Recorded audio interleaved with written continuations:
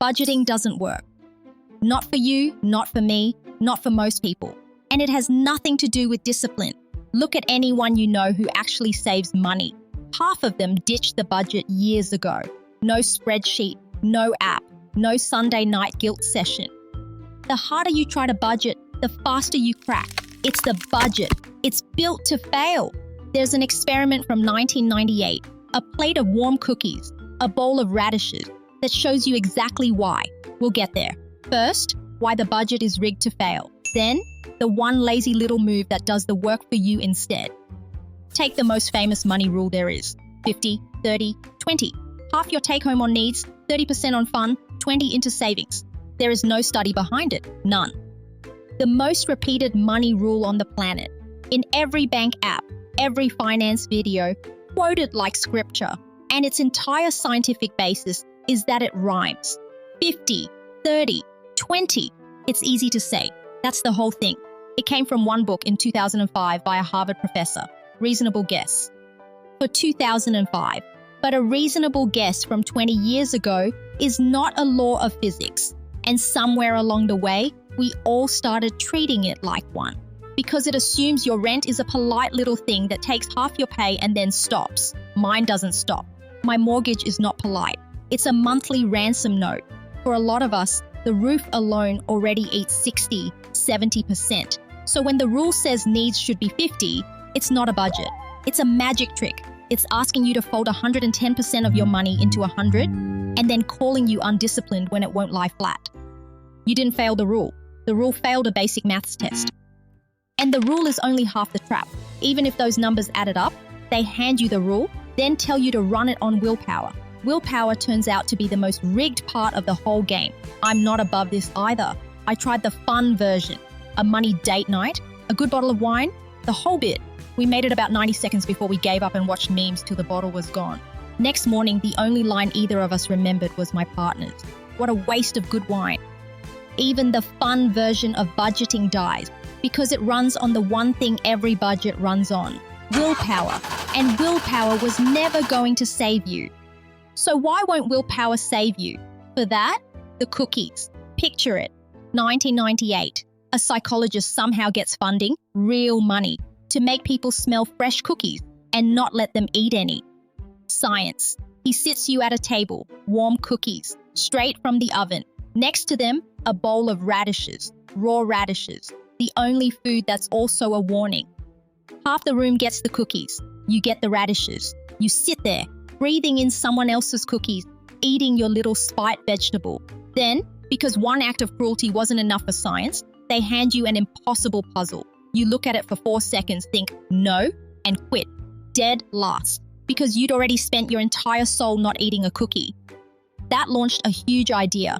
Willpower is a battery. Spend it resisting cookies, and there's less left for everything after. It's why the Friday night takeaway always wins. Tidy story, one problem. When other scientists tried to repeat it, 23 labs, more than 2,000 people, it basically vanished. So nobody's ever really proven willpower runs out at all.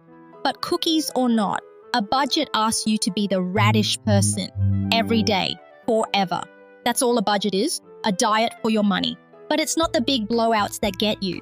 It's that it never switches off. Should I? Can I? I should check the app.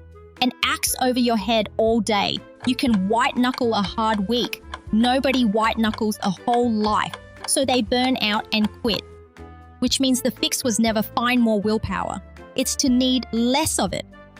So if willpower's a myth and the famous rule never fit, what works? Let me kill the obvious objection, because I had it too. Isn't this just a budget with a new name? Fair. It's still a plan for your money. But the difference is the whole thing. A budget needs you every day, making the right call. This needs you once, one afternoon, then it runs itself. Willpower forever versus a single decision. Take the decision away from yourself entirely. The day you're paid, before your brain even clocks the money's there, a slice of it walks out of your account into one you never check. You don't budget what's left. Whatever's there is yours, guilt-free. Spend it on something gloriously stupid, and don't lose sleep over the number. Chasing the perfect percentage was the whole problem. It's just the biggest amount you won't feel. Start embarrassingly small. $10, the cost of a sad desk salad. Then bump it up a little every pay rise. You never miss money that was never in your hands. A tiny amount you keep for a decade beats a heroic one you rage quit by February. 2 economists ran this on people who swore blind they couldn't save a cent. The trick was sneaky. Don't save anything now. Just promise to hand over a slice of your next pay rise. Money you don't have yet, so you don't miss it. Their saving rate nearly quadrupled, 3% to over 13%, on zero extra willpower. There was just no decision left to make. But the best proof is already in your own payslip. It's called super.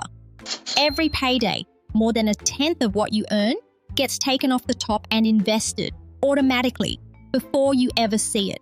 Nobody budgets for it. Nobody white knuckles it. And it's built nearly $4 trillion for ordinary Australians who never once found the discipline. A whole country decided you couldn't be trusted with your own retirement. So they took 1/10 of your pay and hid it from you, like car keys from an uncle at a wedding. And it worked, because a whole nation agreed that we are each, on our own, a bit of a disaster. The sharpest line on any of this didn't come from an expert. It came from a stranger in a comments section.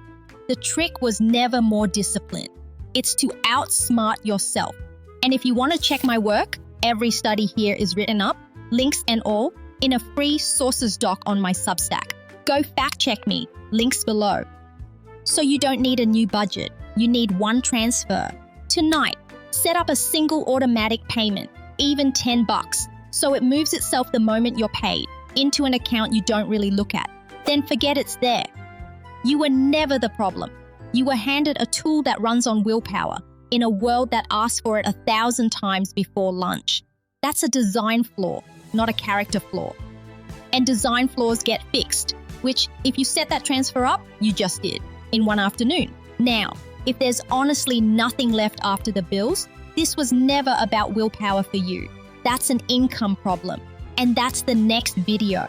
So tell me, what's a money rule you were made to feel like a failure for, when really you just couldn't stick to it? Down in the comments. Set that one transfer up tonight, then go live your life while it does the work.